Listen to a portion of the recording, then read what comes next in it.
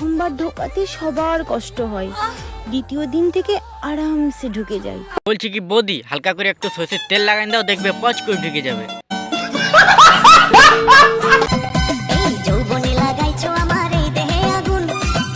বলছি কি বৌদি, ওইটা দেওয়াল, ওইটা দাদা নয়, তুমি যা ভাবে ঘষাঘষি করছো। বলেন কি?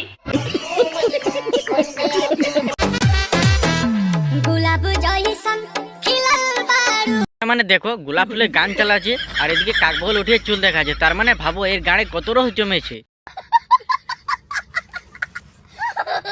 আমার কচি গাছে দুটি লাউ ধরেছে। গাঁড়ে মেরেছে বাড়া, বৌদির কচি গাছে দুটি লাউ ধরেছে। বলেন কি? বৌদি, তোমার ওই লাউ দুটি পেড়ে রেখে দাও, আমি যে দেখছি তোমার যা গানে রস পেকে পড়ে যাবে, ধরার লোক পাবে না বাড়া। ঠিক বলেছো।